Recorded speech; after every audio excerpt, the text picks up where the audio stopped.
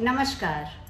मैं हेना प्रसून बहुत बहुत स्वागत करती हूँ आप सबों का अपने चैनल हेना प्रसून एस्ट्रोलॉजी में। ज्योतिष के इस नए कार्यक्रम में आप सबों का स्वागत करते हुए मुझे बहुत खुशी हो रही है। और आइए जल्दी से जानते हैं आज के नए कार्यक्रम में नया क्या है। तो देखिए 28 मार्च 2023 से देवगुरु बृहस्पति अस्त होने जा रहे हैं। आकाश में ये कोई ग्रह अस्त कब होता है, ये प्लैनेट के कंबशन की हम बात कर रहे हैं। तो जब गुरु बृहस्पति सूर्य देव से 11 डिग्री के ऑर्ब में आ जाते हैं ईदर साइड, तो हम इसे कंबशन की स्थिति कहते हैं। तो गुरु बृहस्पति अस्त होने जा रहे हैं और आज के कार्यक्रम में हमारी चर्चा का यही विषय है। सभी 12 चंद्र राशियों पर ये भविष्यवाणी भविष्यफल आधारित है। आप इसे अपनी चंद्र राशि के हिसाब से देखिए और लाभान्वित होइए। कार्यक्रम को शुरू करने के पहले मैं अपने सभी प्रिय दर्शकों से आग्रह करूंगी कि आप मेरे चैनल से जुड़िए, मेरे चैनल को सब्सक्राइब करें। और ऐसे दर्शक जो हमारे कार्यक्रम को रेगुलरली देखते हैं पर जिन्होंने अभी सब्सक्राइब नहीं किया, या ऐसे दर्शक जो हमारे चैनल पे नए आए हैं, उनसे मैं आग्रह करती हूँ कि आप जल्दी से जल्दी मेरे चैनल को सब्सक्राइब करें। वीडियो को पसंद आने पर लाइक करें और इसके लिंक को अपने फ्रेंड्स और फैमिली में साझा करें, शेयर करें। आइए बहुत जल्दी एक छोटी सी चर्चा मैं कर लेती हूँ। गुरु बृहस्पति अस्त होंगे तो क्या होगा, और किसी भी ग्रह के अस्त होने की क्या स्थिति होती है, क्या वजह होती है और उससे क्या परिणाम निकलकर सामने आता है, इस पर हम एक संक्षिप्त चर्चा करेंगे।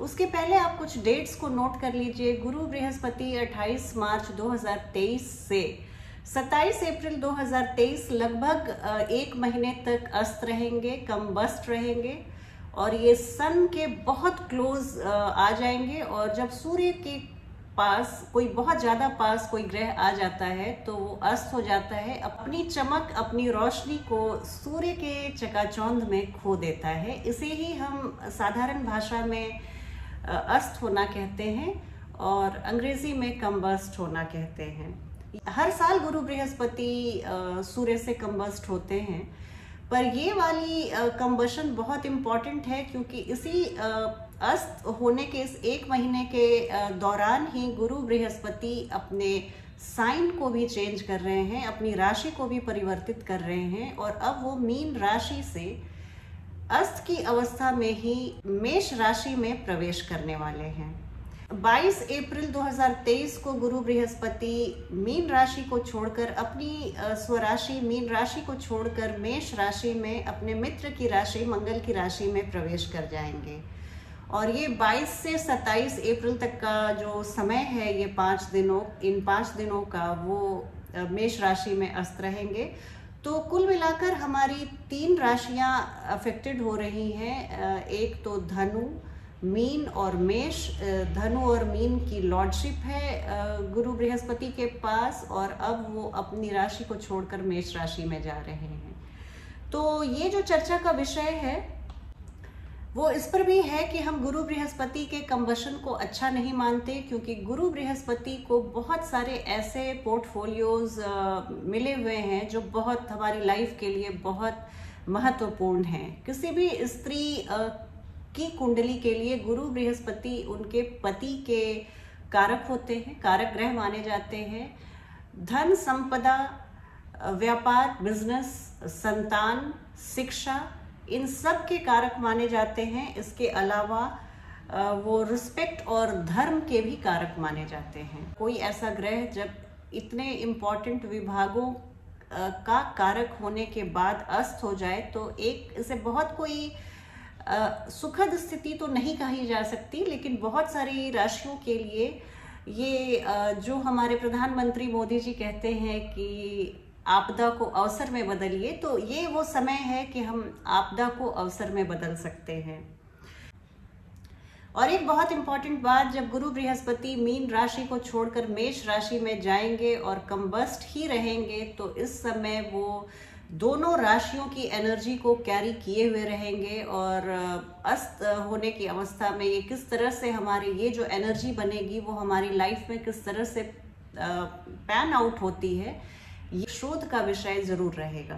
गुरु बृहस्पति के कंबशन को आप 12वें काल पुरुष की 12वें भाव से भी देखिए और मेष राशि जो उनकी पहली राशि है, पहला भाव है, वहां से भी देखिए।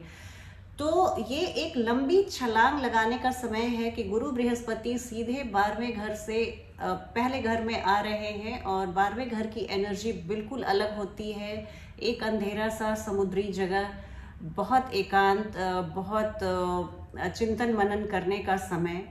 ये 12वां घर होता है हमारी कुंडली का और वही पहला घर बिल्कुल जो 12वां घर बहुत मैच्योर, बहुत परिपक्वता लिए हुए होता है, वही पहला भाव मेष राशि बहुत एक बचपना, किशोरावस्था को दिखाता है। बहुत बबलिंग विथ एनर्जी ये हाउस है। इसमें बहुत एंथुजियाज्म, बहुत जोश और उत्साह भरा हुआ रहता है। तो इन दोनों बिल्कुल विपरीत एनर्जियों वाली राशि में गुरु बृहस्पति का ये राशि परिवर्तन होगा। और ये एक संक्षिप्त चर्चा के बाद मैं अब आपको जल्दी जल्दी बताती हूँ कि आपकी चंद्र राशि के हिसाब से ये गुरु बृहस्पति का जो कंबशन है 1 महीने का, ये राशिफल 1 महीने के लिए है। जो कंबस्ट होते हुए गुरु बृहस्पति क्या परिणाम हम सबके लाइफ में लाने वाले हैं, ये हम जानेंगे। और इसके बाद मैं 22 अप्रैल को होने वाले गुरु बृहस्पति के राशि परिवर्तन पर एक डिटेल्ड वीडियो भी लाऊंगी, जिस पर पूरे साल उनकी जो ये परिभ्रमण रहेगा और उनकी दृष्टियों का लेखा जोखा मैं आपके समक्ष प्रस्तुत करूंगी। उस वीडियो के लिए भी आप इंतज़ार कीजिए, बहुत जल्दी वो भी अपलोड की जाएगी। आइए बात करती हूँ धनु राशि वाले जातक और जातिकाओं की कि गुरु बृहस्पति जो आपके लग्नेश होते हैं वो अस्त होने जा रहे हैं। आपके लग्नेश अस्त हो रहे हैं आपके चतुर्थ भाव में, जो आपके लग्न और चतुर्थ भाव के स्वामी होते हैं। तो देखिए, लग्नेश का अस्त होना एक अच्छी स्थिति तो नहीं बनती है, लेकिन आप अपने सेल्फ कॉन्फिडेंस, करेज, अपने स्वास्थ्य, इन सब का बहुत ध्यान रखिएगा। लग्न चूंकि आप खुद होते हैं, आपका शरीर होता है, आप बहुत ध्यान रखिएगा। और चूंकि चंद्रमा धनु राशि में है आपकी कुंडली में, तो ये मन का भी कारक होता है। आप बहुत ध्यान रखिए अपने स्वास्थ्य के बारे में, अपने फिजिकल वेल बीइंग के बारे में। और ये चूंकि आपके 4th हाउस के लॉर्ड होकर 4th हाउस में ही अस्त होने जा रहे हैं गुरु बृहस्पति, तो यहाँ पर मैं आपको बहुत सलाह दूंगी कि आप अपने माताजी के हेल्थ का बहुत ध्यान रखिएगा। उन्हें जो भी मेडिकल अटेंशन चाहिए, जो भी चिकित्सकीय सलाह चाहिए, उन्हें दिलाते रहिए, उनका हेल्थ चेकअप करवाते रहिए। चिकित्सकों की देख रेख में उन्हें ज़रूर रखिए। अभी भवन भूमि खरीदने का समय नहीं है, कोई ज़मीन या फ्लैट खरीदने का समय नहीं है, नई गाड़ी खरीदने का समय नहीं है। गुरु बृहस्पति अस्त हैं। और इसके अलावा आपके शादीशुदा जीवन में भी मैं थोड़े उतार चढ़ाव वाला समय देख रही हूँ। आप कम्युनिकेशन का बहुत ध्यान रखिएगा, ये बहुत बड़ी चीज़ होती है। और अगर हम अपने कम्युनिकेशन में परफेक्ट होते हैं तो हम अपने जीवन के 100 अनावश्यक स्थितियों से अपने आप को खुद को बचा सकते हैं।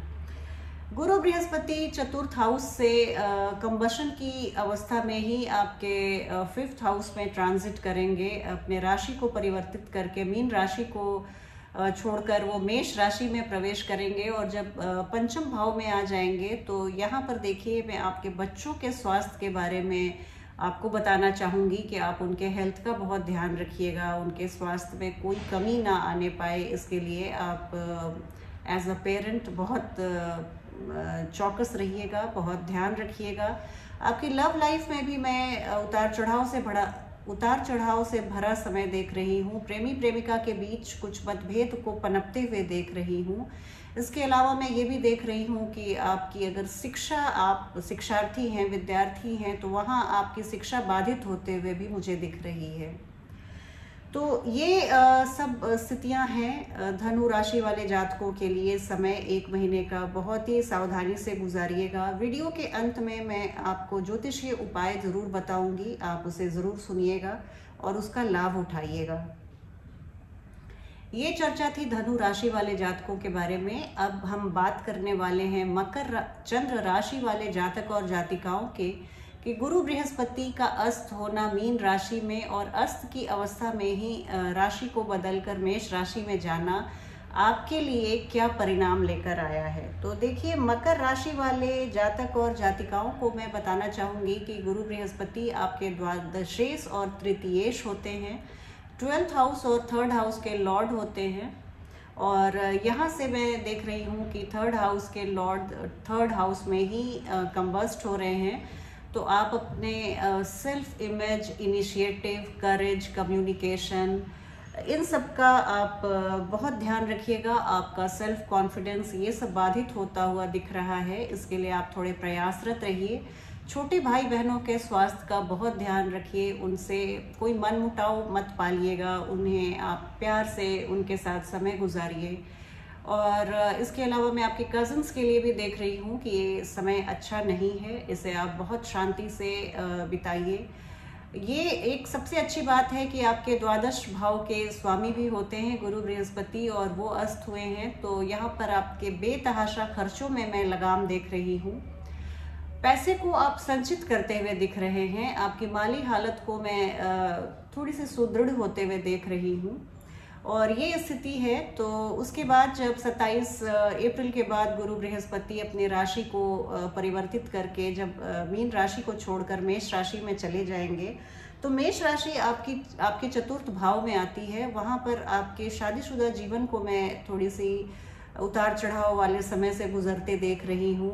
भवन भूमि खरीदने का यह बिल्कुल समय नहीं है, नए वाहन खरीदने का बिल्कुल समय नहीं है। आप अपने माताजी के स्वास्थ्य के बारे में बहुत सजग रहिएगा, उन्हें पूरी तरह से आप मेडिकल ट्रीटमेंट, जो भी उनका हेल्थ चेकअप ड्यू है, उन सबको आप करवाते रहिएगा। और ये समय आप बिल्कुल भगवान की आराधना में, उनके शरण में जाकर आप निकालिए, आपको बहुत ही अच्छा परिणाम मिलेगा। वीडियो के अंत में मैं ज्योतिषीय उपाय बताऊंगी, उसे आप ज़रूर देखिए और जितना हो सके आप शिद्दत से कीजिए, आपको बहुत फ़ायदा मिलेगा। अब बात करूंगी कुंभ चंद्र राशि वाले जातक और जातिकाओं की कि अगर एक्वेरियस आपकी मून साइन है, तो देखिए आपके लॉर्ड होते हैं गुरु बृहस्पति, 11th और 2nd हाउस के लॉर्ड हैं। दोनों अर्थ त्रिकोण के स्वामी होकर अगर गुरु बृहस्पति, ये दोनों भाव आपके पैसे, रुपए और फाइनेंस से जुड़ा हुआ है। 2nd हाउस और 11th हाउस हमारे रुपए पैसे की स्थिति को लेकर बहुत ही महत्वपूर्ण भाव माने जाते हैं। और इन दोनों भावों के स्वामी जब अस्त हुए हैं, तो रुपए पैसे को लेकर एक इशू बना रहेगा आपके लाइफ में। आप लॉन्ग टर्म इन्वेस्टमेंट के बारे में बिल्कुल मत सोचिएगा, आप शॉर्ट टर्म इन्वेस्टमेंट से भी बचिएगा और निवेश या कोई भी फाइनेंशियल डिसीजन लेने का ये समय नहीं है। आप बहुत शांति से इस समय को निकालिए। 2nd हाउस के लॉर्ड अगर 2nd हाउस में ही अस्त हो रहे हैं, तो ये कोई करीबी परिवार के सदस्य की बीमारी को भी दिखाता है, या आप अपने इमीडिएट फैमिली मेम्बर्स से कुछ मतभेद पाल सकते हैं। आपको फैमिली को लेकर इशू हो सकता है। और जब 27 अप्रैल के बाद यहाँ से जब गुरु बृहस्पति राशि को परिवर्तित करके मीन राशि को छोड़कर मेष राशि में जाएंगे, तो वो आपका 3rd हाउस होता है।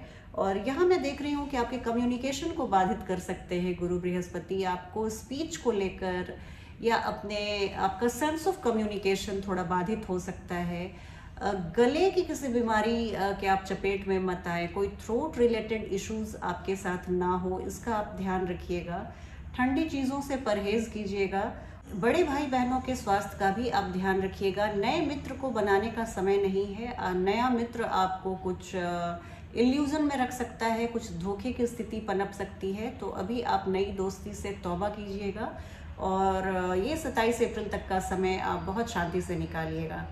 27 अप्रैल के बाद जो गुरु बृहस्पति जब अस्त की अवस्था से बाहर आ जाएंगे, अपने कंबशन को छोड़कर जब वो वापस से अपनी रोशनी को पालेंगे, तो उसके बाद बहुत अच्छी स्थिति आएगी। और उस समय मैं एक नई वीडियो को भी लेकर आऊँगी, उसे आप देखिएगा, जिसमें गुरु बृहस्पति के तीनों दृष्टि और उनके स्थान पर एक गहन चर्चा की जाएगी। चलती हूँ अंतिम राशि मीन राशि के बारे में। मीन राशि अगर आपकी चंद्र राशि है, तो अगर पाइसेस आपकी मून साइन है, तो देखते हैं कि गुरु बृहस्पति का अस्त होना आपके लग्न में क्या परिणाम लेकर आएगा। आपके लग्नेश हैं और आपके दशमेश हैं गुरु बृहस्पति, ये दो बहुत महत्वपूर्ण भाव होते हैं। लग्न हमारा खुद का फिजिकल एंटिटी होता है, हमारा फिजिकल वेलबींग होता है, सेल्फ कॉन्फिडेंस, हमारा पूरा व्यक्तित्व। अगर यहाँ लग्नेश अस्त हो रहे हैं तो इन सभी चीज़ों पर एक मैं कटौती देख रही हूँ। ये समय बिल्कुल लो की मेंटेन रखने का है। आप बिल्कुल किसी भी बात पर किसी से बहस करना या किसी भी मुद्दे पर अपनी राय देना, इन सब चीज़ों से आप परहेज़ कीजिए। सोशल मीडिया से दूरी बना कर रखिए और ये आपके लिए श्रेयस्कर रहेगा। 10th हाउस के लॉर्ड जब कंबस्ट होते हैं तो हमारे वर्क प्लेस पर, ऑफिस में, हमारे व्यापारिक प्रतिष्ठान पर हमारा जो मोल होता है, हम जितनी मेहनत करते हैं, जितना हम काम आउटपुट देते हैं, प्रोडक्टिविटी जो हमारी है, उन सबको कोई देखने वाला, सराहने वाला नहीं होता है। तो वहाँ पर भी मैं लो की मेंटेन रखने को कहूँगी। आपका दशम भाव हमारे पिता का, मार्केश का भी होता है। आप पिताजी के हेल्थ का बहुत ध्यान रखिएगा। इसके अलावा जब 27 अप्रैल को गुरु बृहस्पति राशि को परिवर्तित करके, ट्रांजिट करके मीन राशि को छोड़कर मेष राशि में चले जाएंगे, तो वो आपके सेकंड हाउस आपकी मेष राशि होती है। तो यहाँ पर मैं देख रही हूँ कुछ पारिवारिक मनमुटाव की स्थिति पनप सकती है। आपके इनकम का हाउस है, वहाँ पर भी मैं थोड़ी रुकावट देख रही हूँ। रुक के इनकम या किसी भी तरह के आप फाइनेंशियल डिसीजन लेने से बचिएगा। कोई आप इन्वेस्टमेंट करने की अभी सोचिएगा भी मत। और यहाँ पर मैं आपके स्पीच को भी बाधित होते हुए देख रही हूँ। आप बोलने के पहले 100 बार सोचिएगा, आपकी वाणी किसी को आहत ना करे, इसका ध्यान रखिएगा। पारिवारिक सदस्यों के स्वास्थ्य का बहुत ध्यान रखिएगा। आप अपने स्वास्थ्य का भी बहुत ध्यान रखिएगा। आपके लग्नेश लग्न में ही अस्त हुए हैं, तो सबसे ज़रूरी बात मैं मानती हूँ कि अगर व्यक्ति स्वस्थ है तो पूरी दुनिया उसके लिए काम की है। अदरवाइज़ अगर हमारे दांत में भी दर्द हो तो पूरी दुनिया निस्सार लगने लगती है। इस तरह से मैं आपके इस अस्त वाली स्थिति को देख रही हूँ। आप अपना ध्यान रखें। और अभी मैं आपको कुछ ज्योतिषीय उपाय बताऊंगी जिसे आप करें तो आपको बहुत लाभ होगा। पूर्णिमा के दिन सत्यनारायण भगवान की कथा को सुनना, अपने घर पे कथा करवाना आपके लिए बहुत श्रेयस्कर रहेगा।